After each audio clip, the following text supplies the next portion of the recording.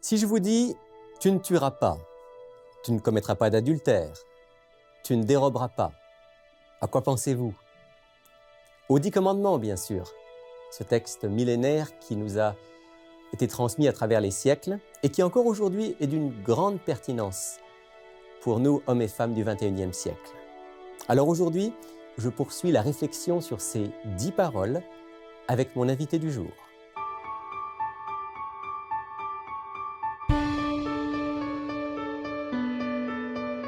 Il est écrit, une émission présentée par Rémi Ballet.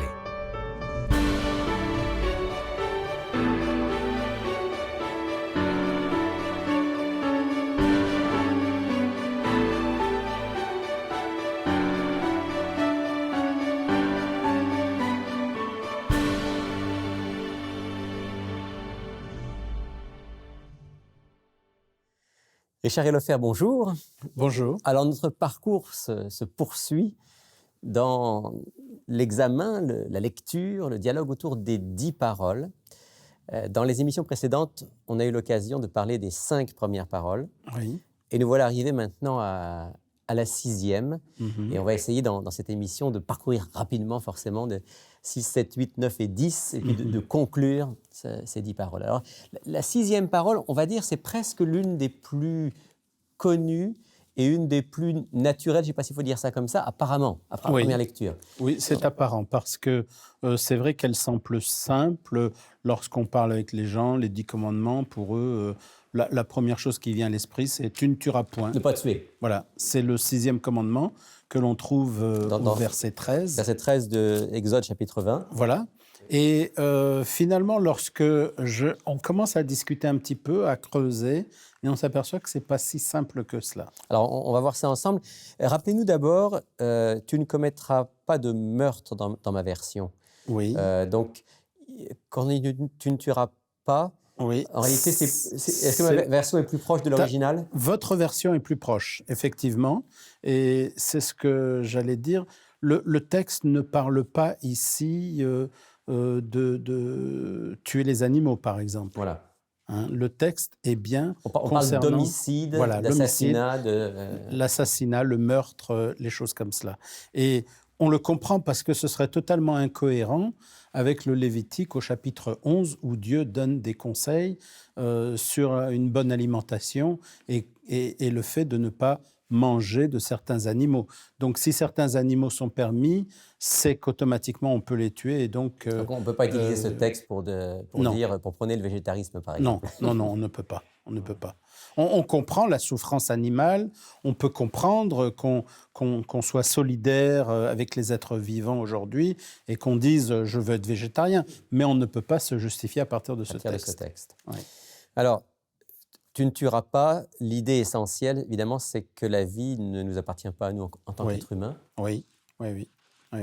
Ça, c'est un élément important et Jésus va quand même beaucoup plus loin. Dans la signification de... Mais oui, parce que Jésus a repris ses commandements concernant le prochain. J'ai l'impression qu'à l'époque de Jésus, les commandements concernant Dieu ne posaient pas trop de problèmes. Tout le monde était relativement d'accord par rapport à ces commandements-là. Bien que sur le 4e, sur le sabbat, Jésus a aussi remis des choses en place. Par rapport à la tradition. Par rapport à la tradition, c'est ça. Mais pas par rapport au commandement lui-même. Tout à fait. Mais ensuite, dans ses grands discours, lorsqu'il reprend des commandements, que ce soit avec le jeune homme riche, que ce soit avec le sermon sur la montagne, eh bien, il reprend les commandements par rapport au prochain. On se rappelle, nous l'avons dit dans les émissions précédentes, que lorsqu'on a demandé à Jésus lequel des commandements était le plus grand, Jésus n'a pas voulu tomber dans le piège de citer l'un des commandements, mais il a cité des grands principes qui se trouvent aussi dans la Bible hébraïque. Tu aimeras le Seigneur ton Dieu de tout ton cœur, de toute ton âme, de toute ta pensée. Et finalement, par là, il faisait un résumé de la première table qui comporte les 4 premiers commandements. Et puis ensuite, il complète en disant « Et voici le second qui lui est semblable ». Et là, il dit « Tu aimeras ton prochain comme toi-même », qui se trouve également dans la Bible hébraïque. Hein, ce n'est pas des inventions de Jésus, c'est des choses qui existaient déjà. Mais c'est-à-dire que là, il essaye de résumer la deuxième table. Et donc, C'est pour cela que Jésus reprend constamment cette deuxième table et ses commandements. Et alors, dans le Sermon sur la montagne... Alors, on peut aller voir donc, Oui. dans l'Évangile selon Matthieu, Tout à fait. chapitre 5. Oui, Et donc là, je pense qu'on va être dans les versets 21. oui, tout à fait. Vous avez entendu qu'il a été dit aux anciens, tu ne tueras point, celui qui tuera mérite d'être puni par les juges. Mais moi, je vous dis que quiconque se met en colère contre son frère mérite d'être puni par les juges. Celui qui dira à son frère Raka mérite d'être puni par le Sanhédrin, et que celui qui lui dira insensé mérite d'être puni par le feu de la géhenne. Alors, dans le commentaire de Jésus, finalement, on est tous concernés par cette parole « tu ne tueras pas ». On a tous tué d'une manière ou d'une autre. Bien entendu. C'est pour cela qu'on a besoin de Jésus. C'est pour cela que personne ne peut dire « moi, le christianisme ne me concerne pas »,« moi, Jésus et la Bible ne me concernent pas ». On est tous concernés par cela. On s'aperçoit que finalement, ces 10 paroles, telles qu'on les comprend au travers de la lumière que Jésus nous donne, eh bien, sont, je dirais, les éléments qui nous permettent de vivre une vie heureuse et de bonheur. Parce que là ça va vraiment en profondeur, c'est nos motivations même. Bien sûr, bien sûr. Parle. Il y a des gens qui dépensent des fortunes en psy, en conseillers conjugaux, en je ne sais trop quoi, alors que s'ils suivaient simplement ces 10 principes qui sont ici, ces 10 paroles, eh bien, ils s'en porteraient beaucoup mieux. Mais Richard Elfer, ça semble difficile, ça semble presque impossible, parce que Jésus dit, si je me mets en colère, donc j'imagine si je m'irrite et que j'ai des paroles... Qu'est-ce que ça veut dire, Raka ? Raka est une insulte religieuse. C'est une insulte religieuse qui serait presque une malédiction. Et c'est pour cela d'ailleurs que Jésus fait ici la différence. Si tu te mets en colère contre ton frère, tu vas voir les juges. C'est le juge qui va légiférer. Mais si tu dis Raka, alors là, c'est le Sanhédrin. Parce que tu entres dans un domaine religieux. Tu as insulté l'autre sur le plan religieux. Tu l'as insulté sur le plan religieux. Et tu l'as maudit, ce qui était très terrible dans l'ancien temps. On pensait que les paroles avaient une action, une conséquence directe. Et donc, c'était assez terrible. Donc, ce que Jésus nous dit ici, qui est en fait l'essence même de la signification de cette parole, c'est que Dieu veut extirper de nous cette violence, oui. cette agressivité envers l'autre. Oui. Et c'est pour cela aussi qu'il nous invite à réfléchir et à pondérer nos colères, en disant par la suite, si donc tu présentes ton offrande à l'autel, on peut aller à l'église alors qu'on est dans une colère monstre envers quelqu'un d'autre.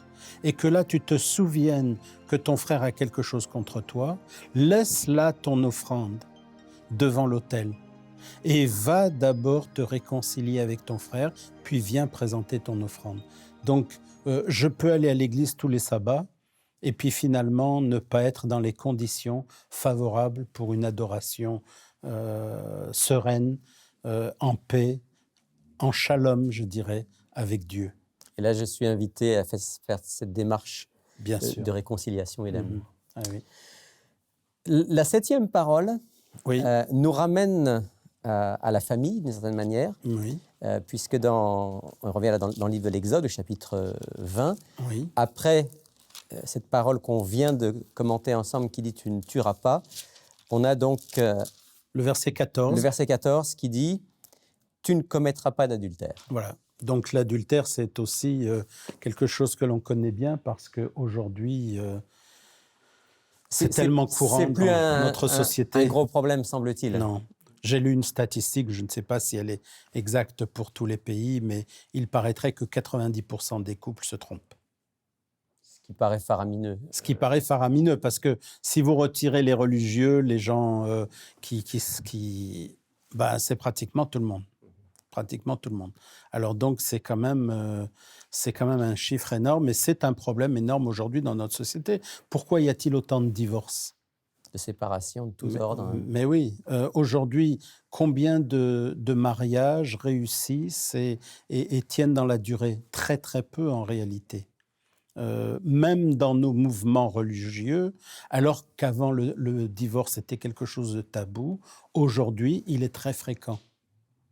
Et donc, c'est un problème. Et l'un des problèmes qui provoque ces divorces, eh bien, c'est l'adultère. Alors, d'où vient l'adultère? Peut-être la proximité aussi du travail, parce que auparavant, il n'y avait qu'un seul des deux dans le couple qui travaillait.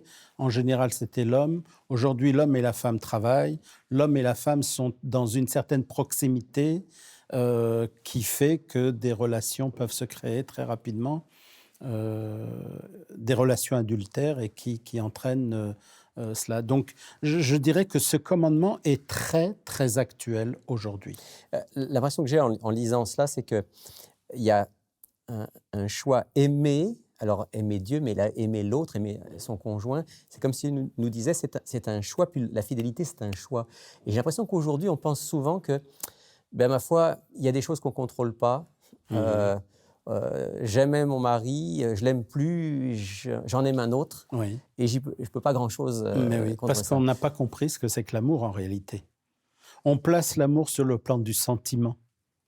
J'ai des sentiments pour ma femme ou je n'ai plus de sentiments, donc j'aime ou je n'aime pas. L'amour, le véritable amour tel qu'on le trouve dans la Bible, et l'amour sincère, authentique, véritable, qui est utilisé, avec lequel on utilise le mot agapé en grec, c'est un amour beaucoup plus principe qu'un amour sentimental. Un choix résolu. Mais bien entendu, je compare très souvent cela avec l'amour que l'on a pour nos enfants. L'amour que j'ai pour mon fils ou pour ma fille n'est pas un sentiment simplement, c'est un principe. Ce sont mes enfants, c'est ma chair, c'est une partie de moi. Je les aime quoi qu'il arrive. Mon fils peut aller en prison demain, je continuerai à l'aimer parce que c'est mon fils, ma chair. Eh bien, je crois que la relation que nous devons avoir avec notre conjoint doit être du même ordre. D'ailleurs, Dieu disait, je me souviens dans la Genèse, ils seront une seule chair. Tout à fait, une seule chair. Et on n'a pas tout à fait compris. Alors, souvent, on place cela sur le plan charnel, mais ce n'est pas simplement charnel. Une seule chair, c'est aussi un seul esprit, c'est une communion ensemble. Mais cela se cultive aussi. Si on ne cultive pas cet amour, cette communion, cette harmonie ensemble, eh bien, c'est vrai qu'au bout d'un moment, ça peut s'effriter. L'amour va exister de moins en moins. Il va y avoir simplement une affection. Et puis cette affection, elle va être confondue avec ces sentiments dont je parlais et voilà, précédemment. Si quelqu'un passe par là à ce moment-là, et puis voilà, c'est là le problème. Alors, c'est intéressant que vous dites si quelqu'un passe par là, parce qu'en fait, c'est un petit peu aussi le commentaire que met Jésus. C'est vrai, Jésus parle aussi. Oui. Alors peut-être on pourrait lire Oui. le commentaire du Christ dans le Sermon sur la montagne. Donc on revient à Matthieu chapitre 5. Oui, et au verset 27, Oui. et là Jésus dit, vous avez appris qu'il a été dit, tu ne commettras point d'adultère, mais moi je vous dis que quiconque regarde une femme pour la convoiter a déjà commis un adultère avec elle dans son cœur.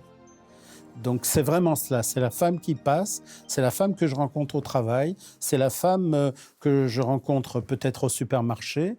Et quelle attitude vais-je avoir? Est-ce qu'on peut rencontrer de belles femmes partout? Bien sûr. À partir du moment on peut reconnaître qu'elles sont jolies, c'est pas un péché. Mais bien entendu. Mais à partir du moment où il y a une certaine convoitise, eh bien c'est par là que le péché entre, et puis que... Alors, on va y revenir parce que la convoitise, c'est la 10e parole. Oui. Il faut qu'on avance rapidement. Bien sûr. On est maintenant à la 8e parole, Oui. donc dans Exode chapitre 20. Oui. Et cette 8e parole nous dit Tu ne déroberas point. Tu ne déroberas point. Tu ne voleras point. Et là encore, on peut faire beaucoup de commentaires, parce que finalement, chacune des paroles, on pourrait faire 10 émissions Bien sur sûr, chacune bien. des paroles. Mais tu ne voleras point. C'est pas juste ne pas faire de cambriolage. Oui, c'est beaucoup de choses. C'est l'honnêteté. Combien de fois il m'est arrivé d'avoir donné une certaine somme à un épicier, une boulangère, et puis dans la monnaie qu'elle me rend, eh bien, elle m'en rend trop. Est-ce que je reviens sur mes pas pour lui rendre ce qu'elle m'a remis en trop ou pas? Ça peut être considéré comme du vol. C'est tout simple. Mais oui, c'est tout simple. Donc, le vol, c'est pas le cambriolage, c'est pas le hold-up, c'est pas le fait d'aller braquer la banque du coin. Ça, c'est quelque chose qu'il faut bien comprendre. C'est l'intégrité jusque dans les détails, en fait, de Mais bien notre sûr, vie. bien sûr. L'intégrité aussi avec le gouvernement. l'intégrité avec l'Église, l'intégrité dans tous les domaines. C'est cette intégrité que le Seigneur attend de chacun d'entre nous lorsqu'il dit « tu ne déroberas point ». Et on comprend pourquoi, comme on l'avait déjà évoqué, il faut que la loi de Dieu soit dans notre cœur. Parce que Il faut qu'elle fasse partie de nous-mêmes. À partir de ce moment-là, les choses vont être un peu plus naturelles. on peut parler d'intégrité aussi pour la 9e parole, Oui, bien entendu. qui est donc l'avant-dernière. Oui, tu ne porteras point de faux témoignages contre ton prochain. Donc ça, c'est ne pas mentir, c'est ne pas dire des choses qui vont porter préjudice à l'autre. Oui, oui, c'est même si ce que je vais dire est vrai, à partir du moment où c'est négatif, il vaudrait mieux m'abstenir. C'est le moment où c'est quelque chose qui va atteindre l'autre. Oui, c'est la différence entre la médisance et la calomnie. La médisance, c'est de dire des choses qui sont vraies, que l'on a appris, mais qui vont faire du mal à l'autre, qui vont atteindre l'autre dans son intégrité. Et puis la calomnie, c'est des choses qui sont fausses. Donc, mais dans les deux cas, on a transgressé le... Tout à fait, parce que dans les deux cas, on blesse l'autre. Dans les deux cas, on fait du mal. Dans les deux cas, on a heurté profondément le cœur de quelqu'un. Et là, l'amour n'est plus là. Parce que, rappelons-nous ce que nous avons dit dans les émissions précédentes. L'élément fondateur, primordial des 10 paroles, c'est l'amour. L'amour pour Dieu et l'amour pour le prochain. Donc, à partir du moment où j'heurte mon prochain, où je lui fais mal, où je le blesse, eh bien, je ne suis plus dans l'amour. Et donc, je ne suis plus dans ces 10 paroles. Il y a comme un lien que je vois entre la 3e parole qui nous dit « Fais attention à ce que tu dis quand tu parles de Dieu » et la 9e qui dit « Fais attention à ce que tu dis quand tu parles du prochain. » Tout à fait. Il y a là certainement un parallèle à faire, bien sûr. Et puis la 10e parole, oui, qui, elle, vient clore ces paroles de Dieu depuis le haut de la montagne, et avec un écho particulier. Oui. Alors, c'est le verset 17 du chapitre 20 de l'Exode. « Tu ne convoiteras point la maison de ton prochain, tu ne convoiteras point la femme de ton prochain, ni son serviteur, ni sa servante, ni son bœuf, ni son âne, ni aucune chose qui appartienne à ton prochain. » Alors, là, c'est intéressant parce qu'on en parlait en préparant l'émission. Quand on arrive à la 10e parole, « tu ne convoiteras pas », convoiter, ça se passe, comme on dit, entre les deux oreilles. Donc là, c'est comme si Dieu, d'un seul coup, avant, il nous a parlé, apparemment, il nous a parlé d'actes extérieurs, mais là, il commence à nous parler de l'intérieur. Mais oui, parce que tout commence par la convoitise. Si je veux voler, c'est parce que je convoite. Si je veux commettre l'adultère, c'est parce que je convoite. Parfois, mes paroles mauvaises, c'est parce que je convoite la position de l'autre. Bien entendu. Et puis, on avait parlé aussi du 2e commandement qui dit « tu n'auras pas d'autre Dieu », ou le 1er commandement même. Et lorsque je convoite la voiture ou le bien de mon prochain, eh bien, quelque part, ça devient un Dieu pour moi, parce qu'il prend de l'importance, plus d'importance que Dieu lui-même, et donc je transgresse aussi bien le 10e que le 1er commandement. Donc le but de cette 10e parole, ce serait de nous montrer la racine. La racine du mal. Et c'est un petit peu ce que dit l'un des frères de Jésus. Jésus avait plusieurs frères, et l'un de ses frères s'appelait Jacques. Il a écrit une épître, et dans cette épître, il dit ceci. Alors on peut y aller, épître de Jacques. Oui. Au chapitre 1er. Chapitre 1er. Et à partir du verset 13. À partir du verset 13. Oui. Il dit ceci, « Que personne, lorsqu'il est tenté, ne dise « c'est Dieu qui me tente ». Car Dieu ne peut être tenté par le mal, et il ne tente lui-même personne. Mais chacun est tenté quand il est attiré et amorcé par sa propre convoitise. Puis la convoitise, lorsqu'elle a conçu, enfante le péché, et le péché étant consumé, produit la mort. » Donc on voit tout un enchaînement, et tout cela, c'est l'attirance du péché, l'attirance de l'autre, l'attirance de la possession de l'autre, qui nous amène à une certaine convoitise. Et sans convoitise, je dirais que le péché peut-être n'existerait pas. Et on se souvient que dans le livre de la Genèse, c'était déjà la convoitise qui avait été à l'origine.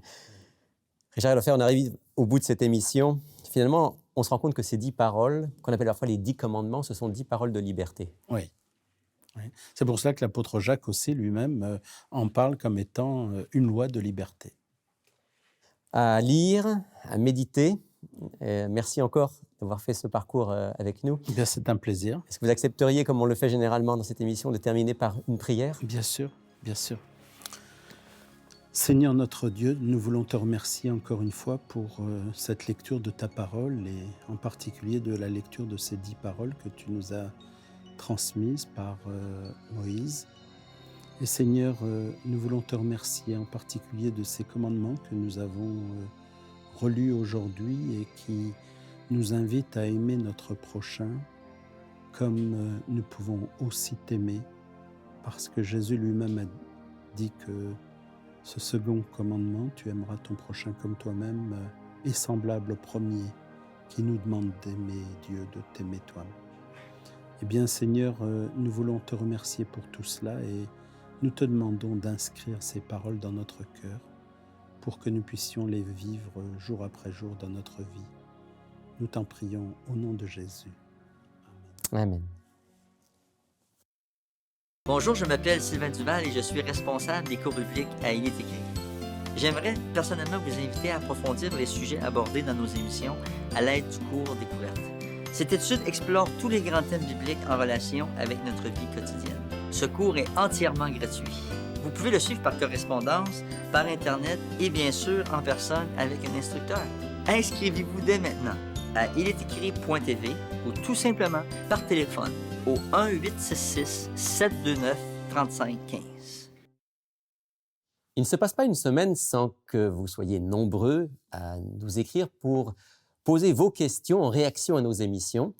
De l'autre côté, on essaye d'y répondre, que ce soit via le web ou dans nos émissions comme aujourd'hui. Et je retrouve pour cela mon ami Sylvain. Bonjour Sylvain. Bonjour. Et bonjour France. Bonjour Rémi. Bonjour. Donc on a une question d'auditeur aujourd'hui, Oui. Sylvain? Exact. On remercie encore une fois nos auditeurs pour toutes les questions qu'on reçoit.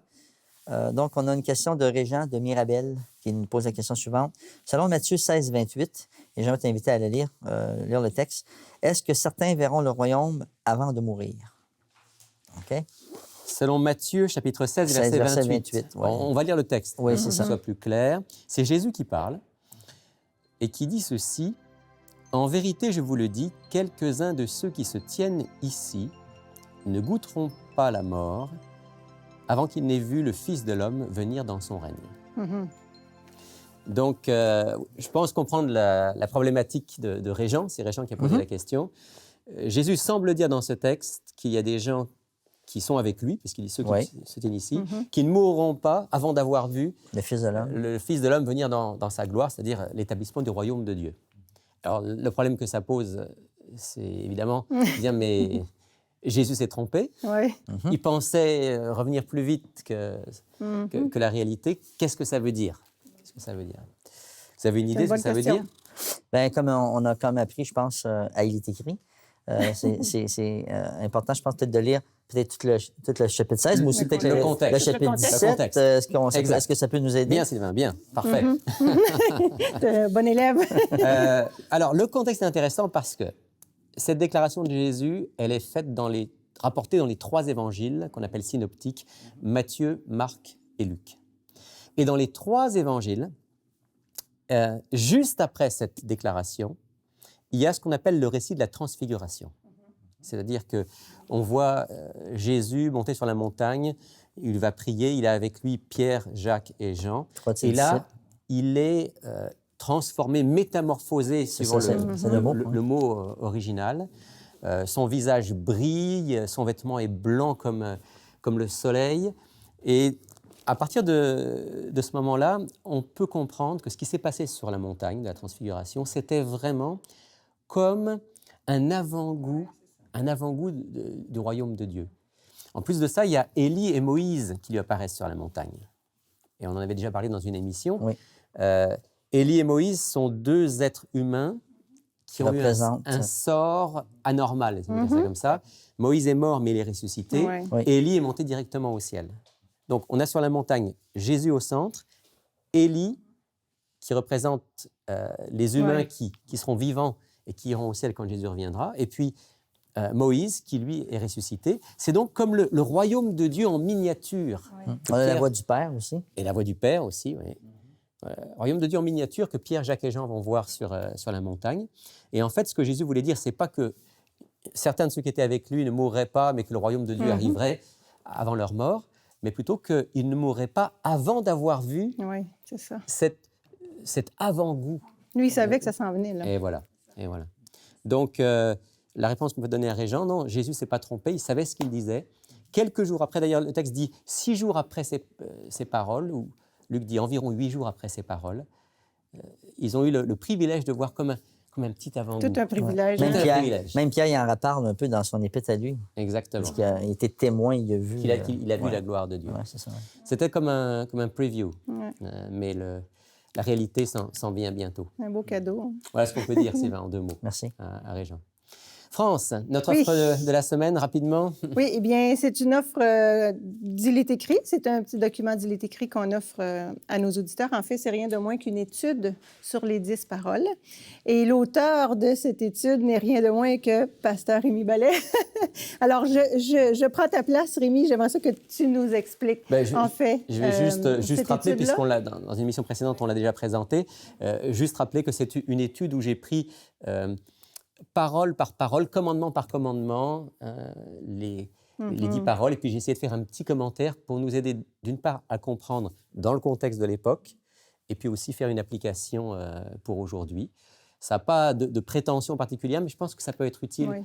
pour savoir de manière concrète aujourd'hui comment vivre ces 10 paroles. Faire des études personnelles. Puis, et bien évidemment, tu mets des références bibliques. Tu fais des beaux parallèles et tout ça. Tout à fait, Donc, tout à fait. On l'offre pour 10 $ mais les frais de port sont inclus. Ce qui est un cadeau. Oui, oui.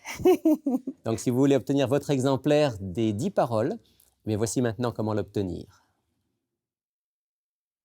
Pour effectuer votre commande, écrivez-nous à Il est écrit, casier postal 99, succursale Rosemont, Montréal, Québec, H1X3B6. Vous pouvez également passer votre commande sur le web à ilétécrit.tv ou par téléphone au 514-729-3515 dans la région de Montréal et sans frais au 1-866-729-3515 pour l'extérieur de Montréal. C'est à chaque fois une brise fraîche que de regarder vos émissions. Vous m'apportez bien souvent les réponses aux questions que je me pose. Merci pour vos émissions, elles m'aident beaucoup avec ma foi. Si vous aussi vous aimez les émissions Il est écrit, j'aimerais vous inviter à soutenir financièrement leur production pour que ces messages d'espoir continuent à être diffusés. Pour faire un don, rendez-vous sur ilétécrit.tv ou encore au 1-866-729-3515. Merci à l'avance pour votre générosité. En terminant cette émission, je voudrais saluer spécialement et remercier tous nos auditeurs de la francophonie, vous tous qui nous suivez régulièrement, que vous soyez en Europe, en Afrique, aux Antilles, en Polynésie, ou même bien sûr au Canada. Merci de votre fidélité. Je vous retrouve la semaine prochaine pour une autre émission. Mais d'ici là, souvenez-vous, il est écrit « L'homme ne vivra pas de pain seulement, mais de toute parole qui sort de la bouche de Dieu. »